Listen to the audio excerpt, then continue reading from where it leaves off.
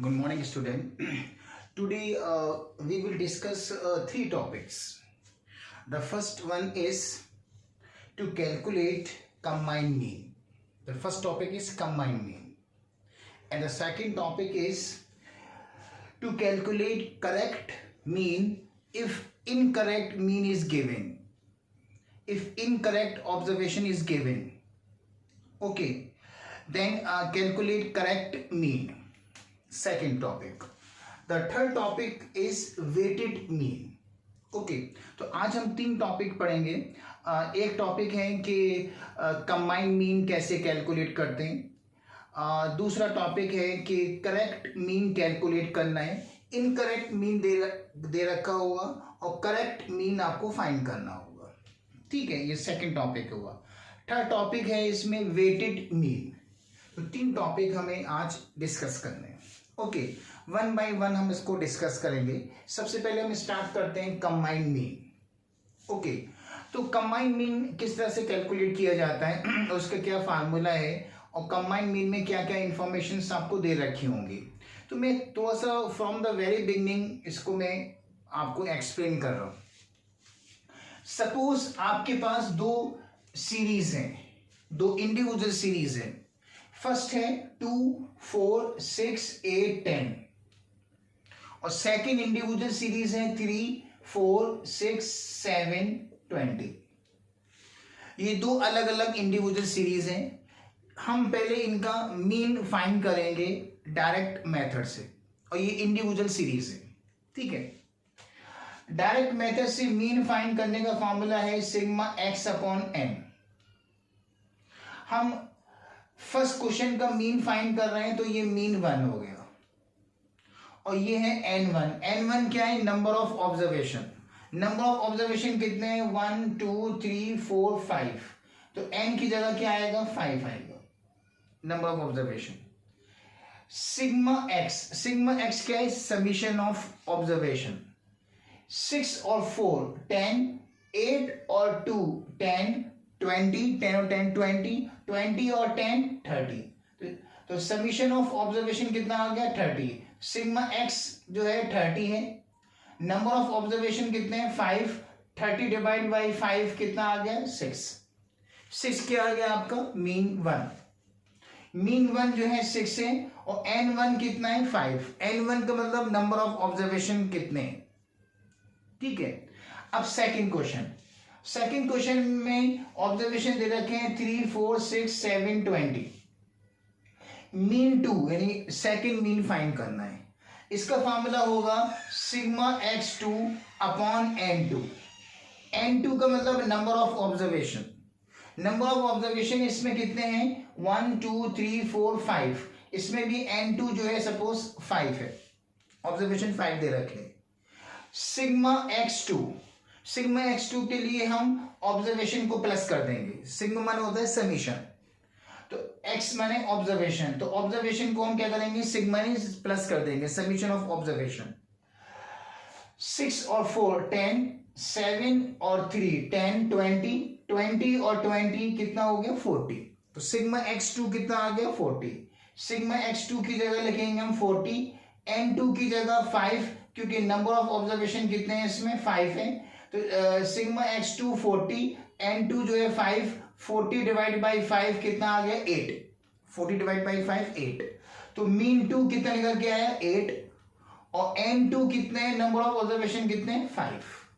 तो आपके पास दो अलग अलग क्वेश्चन थे, दोनों इंडिविजुअल सीरीज थी, दोनों का आपने मीन फाइंड किया. ठीक है, फर्स्ट क्वेश्चन का जो मीन आया मीन 1 6 आया है, और फर्स्ट क्वेश्चन के अंदर नंबर ऑफ ऑब्जर्वेशन कितने हैं? n1 कितने हैं? 5. सेकंड क्वेश्चन का मीन 2 निकल के आया 8 और नंबर ऑफ ऑब्जर्वेशन कितने हैं सेकंड क्वेश्चन में? 5. अब आपको कंबाइंड मीन फाइंड करना है, यानी फर्स्ट क्वेश्चन और सेकंड क्वेश्चन का मिलाकर कंबाइंड मीन फाइंड करना है. कंबाइंड मीन में आपको सिर्फ दो चीजें दे रखी होंगी.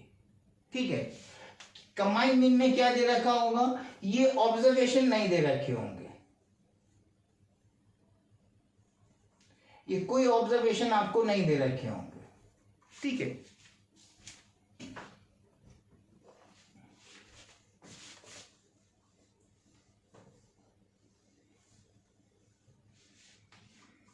कंबाइंड मीन फाइंड करने के लिए आपको दे रखा होगा कि मीन 1 6 है, n1 5 है, मीन 2 8 है और n2 5 है। ये गिवन होगा बस।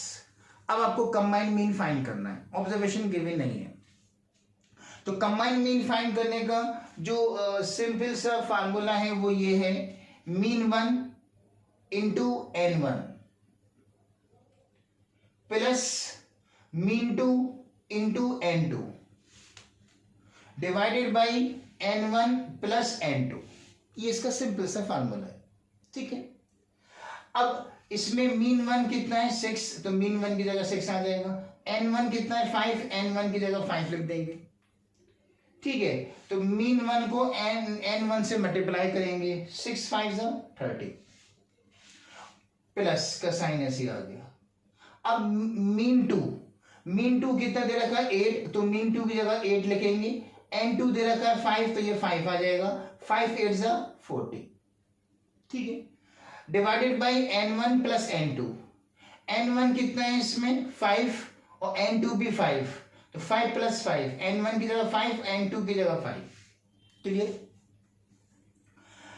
अब 5 प्लस 5 कितना हो जाएगा 10। तो मीन 1 6 है और n1 5 है, दोनों को मल्टीप्लाई किया 6 5 30। मीन 2 8 है और n2 5 है, 5 8 40। 30 और 40 कितना हो गया आपका, प्लस कर दिया 70 डिवाइडेड बाई 10। 70 डिवाइडेड बाई 10, 70 को 10 से डिवाइड किया 7 आ गया। 7 क्या हो गया कंबाइंड मीन, क्लियर। तो कंबाइंड मीन कितना, मीन 1 मीन 2 कंबाइंड मीन कितना आ गया 7 आ गया। इस तरह से आप कंबाइंड मीन फाइंड कर सकते हैं। तो ये कंबाइंड मीन फाइंड करने का ये फार्मूला है। इसमें 2 मीन थे, मीन 1 मीन 2। अगर 3 हो तो आपको एक और आगे प्लस करना पड़ेगा। अगर 3 होंगे इसमें आपका, तो यहां मीन 3 इंटू n3, ठीक है। और नीचे n1 प्लस n2 और प्लस क्या हो जाएगा n3 हो जाएगा। जितने भी होंगे आगे ऐड होते रहेंगे, ठीक है। अब एक और क्वेश्चन हम देखते हैं इसका कि कंबाइंड मीन कैसे कैलकुलेट किया जाता है ना, और आपका किस टाइप का क्वेश्चन इसमें आ सकता है। ये अभी मैंने फीडबैक दिया था, कंबाइंड मीन फाइंड करने का फीडबैक दिया था कि कंबाइंड मीन कैसे होता है। अब हम एक क्वेश्चन और सॉल्व करते हैं कंबाइंड मीन का, ठीक है। फर्स्ट क्वेश्चन है, mean marks of 60 students in section A is 40। Section A के अंदर 60 स्टूडेंट हैं, जो 60 स्टूडेंट हैं वो हो जाएगा n 60 स्टूडेंट हैं, और उनका जो मीन है वो कितना है 40, ठीक है। तो सेक्शन ए के अंदर 60 स्टूडेंट हैं, तो ये हो गया n1, और सेक्शन ए के अंदर जो 60 स्टूडेंट हैं उनका जो मीन है मार्क्स है वो कितना है 40, ये हो जाएगा मीन 1, क्लियर। इसी तरह से कह रहे हैं mean marks of 40 students in section B is 35। Section B के अंदर 40 स्टूडेंट हैं, सेक्शन बी के अंदर 40 स्टूडेंट हैं, तो 40 क्या हो जाएगा n2, और सेक्शन बी के अंदर जो 40 स्टूडेंट हैं उन 40 स्टूडेंट का जो मीन मार्क्स है वो कितना है 35, तो 35 जो हो जाएगा मीन 2, 35 मीन 2 हो जाएगा, ठीक है। Calculate combined mean of all student of section A and section B. Section A और सेक्शन बी के दोनों स्टूडेंट का कंबाइंड मीन फाइंड करना है, ओके। क्वेश्चन क्लियर हो गया। क्वेश्चन मैं दोबारा रिपीट कर रहा हूं, सुनिए। सेक्शन ए के अंदर 60 स्टूडेंट हैं, ये n1 हो गया, और 60 स्टूडेंट का जो मीन है सेक्शन ए के, वो सेक्शन ए के अंदर जो 60 स्टूडेंट है उनका जो मीन है वो 40 है, तो ये मीन 1 हो गया। इसी तरह से सेक्शन बी के अंदर 40 स्टूडेंट हैं, तो ये हो गया n2 40, और सेक्शन बी के अंदर जो 40 स्टूडेंट हैं उनका मीन मार्क्स है 35, ये 35 क्या हो गया, mean 2। Calculate the combined mean of all the student of section A and section B. Section A और सेक्शन बी के सारे स्टूडेंट का कंबाइंड मीन मार्क्स कैलकुलेट करना है आपको, ठीक है। तो इसको हम जो कैलकुलेट करेंगे इस तरह से करेंगे, कंबाइंड मीन फाइंड करना है section A and section B का कंबाइंड मीन, ठीक है।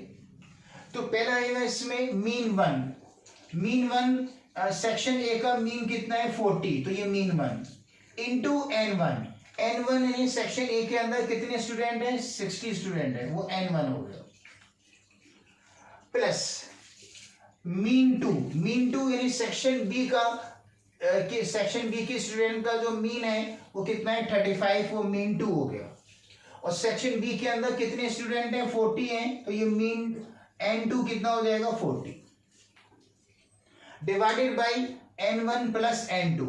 n1 सेक्शन ए के अंदर 60 स्टूडेंट है वो n1, सेक्शन बी के अंदर 40 स्टूडेंट है वो n2, 40 आ गया, ठीक है।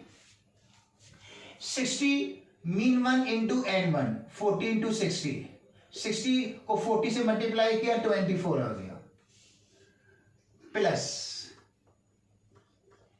Mean 2 into n2, mean 2 section B के अंदर सेक्शन बी के जो स्टूडेंट है उनका मीन है 35, तो मीन 2 35 और सेक्शन बी के अंदर 40 स्टूडेंट है वो n2 हो गया।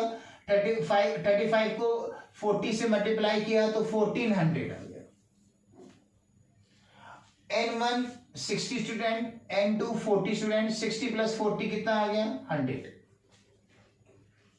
2400 plus 1400 is equal to 3800 divided by 100।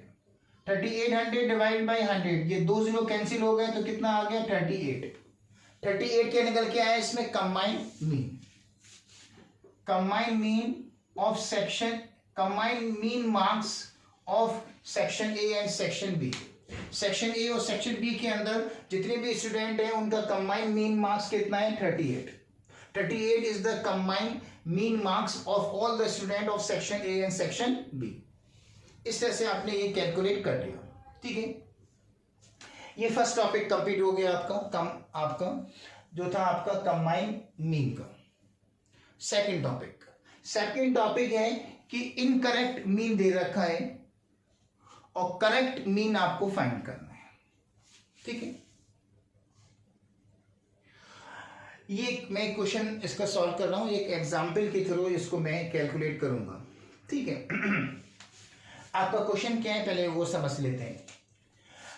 The mean of 40 observations was calculated by a student as 265। 40 observation है, 40 ऑब्जर्वेशन का मीन कैलकुलेट किया एक स्टूडेंट ने और वो मीन कितना आया 265। 40 ऑब्जर्वेशन का मीन 265 एक स्टूडेंट ने कैलकुलेट किया, okay. Next line, but while calculating the mean an observation 115 was misread as 150। मीन कैलकुलेट करते वक्त उस स्टूडेंट ने गलती से 150 को 115 पढ़ लिया। ये स्टूडेंट से मिस्टेक हुई है कि एक ऑब्जर्वेशन था 150, वो प्लस करना चाहिए था, उसकी जगह पर गलती से उसने 115 प्लस कर दिया। अब इसमें करेक्ट ऑब्जर्वेशन जो है वो क्या है, जो करेक्ट एक है करेक्ट ऑब्जर्वेशन, एक है an observation 115 was misread as 150। क्या मतलब हुआ 115 करेक्ट ऑब्जर्वेशन है, 115 करेक्ट ऑब्जर्वेशन है, इसको मिसरीड किया, गलत पढ़ा। क्या गलत पढ़ा 150। 150 इनकरेक्ट है और 115 जो है वो करेक्ट है। एक ऑब्जर्वेशन था 115, उसको मिसरीड किया, गलत पढ़ा।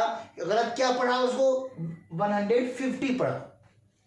तो करेक्ट ऑब्जर्वेशन क्या है? 115, लेकिन 115 की जगह गलती से उसने क्या प्लस कर लिया?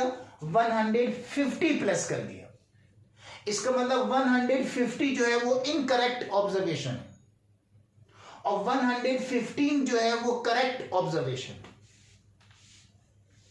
अब calculate the correct mean.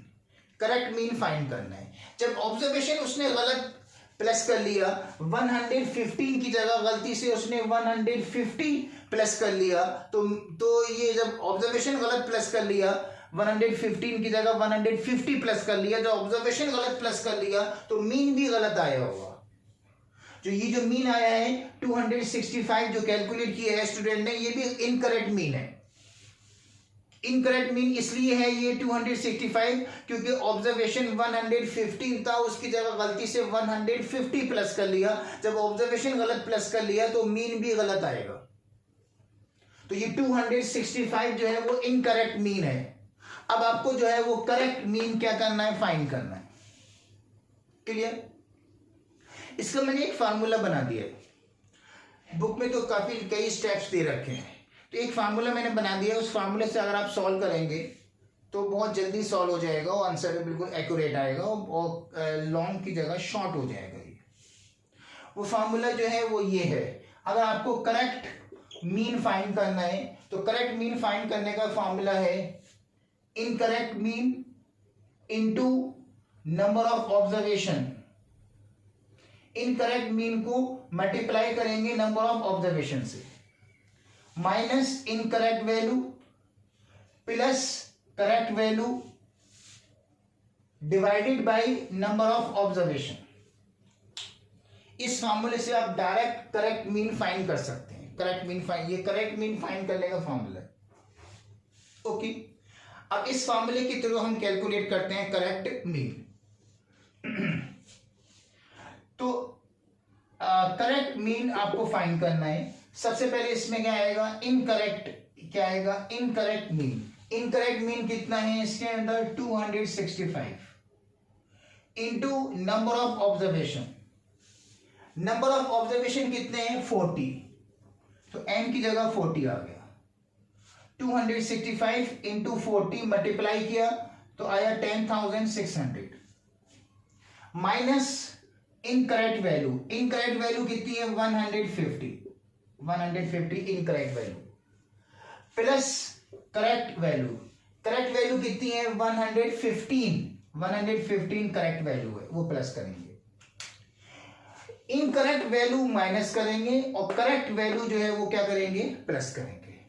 Divided by n। n माने number of observation. Number of observation कितने हैं? 40 divide by 40। Clear? Incorrect mean 265 multiply by number of observation 40। 265 multiply by 40 कितना आंसर आया? 10,600। ओके, 265 को मल्टीप्लाई किया 40 से तो 10,600 minus incorrect value 150 plus correct value 115 divided by n। Observation कितना है? 40। 10,600 डिवाइड में से हम 10,600 में से हम 150 माइनस करेंगे, तो 150 माइनस करने के बाद आंसर आया 10,450। 10,600 में से माइनस किया 150 माइनस करने के बाद 10,450 प्लस 115। अब 10,450 में प्लस करेंगे 115। 115 प्लस करने के बाद आया 10,565 डिवाइडेड बाई क्या है? 40। 40 क्या है? n, number of observation. 10,565 divided by 40 is equal to 264.12।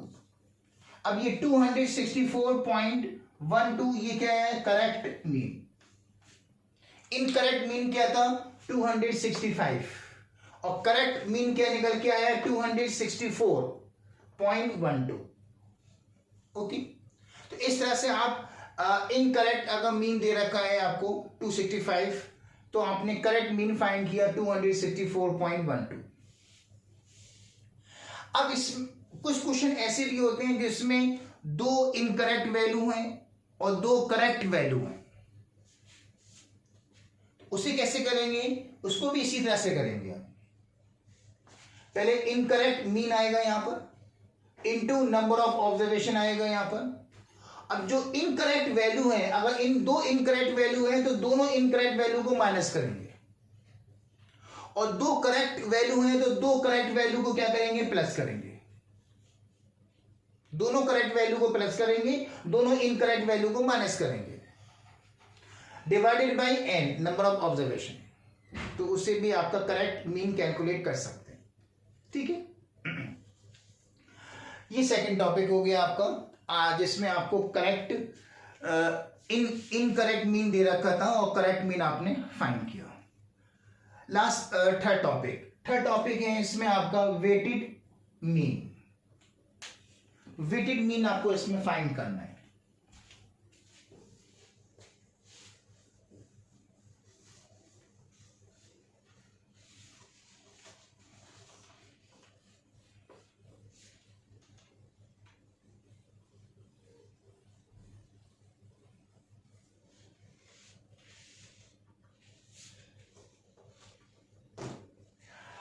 अगर आपको वेटेड मीन फाइंड करना है, एक्चुअली वेटेड मीन क्या है, मैं आपको एक पहले सिंपल सी एक एग्जांपल लेके बताता हूं।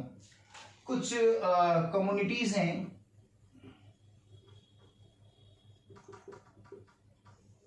जैसे कि राइस, व्हीट, टी, शुगर, ये कुछ कम्युनिटीज हैं। इनको वेट असाइन करना है अपने प्रेफरेंस के अकॉर्डिंग्स। तो कोई पर्टिकुलर कस्टमर है जो यूपी से बिलोंग करता है, उसने वीट को हाईएस्ट वेट दिया 5, उसको वीट ज्यादा पसंद है, वो यूपी से बिलोंग करता है। उसके बाद सेकंड वेट दिया राइस को, डिक्रीजिंग ऑर्डर में दे रहे हैं, 4 दिया।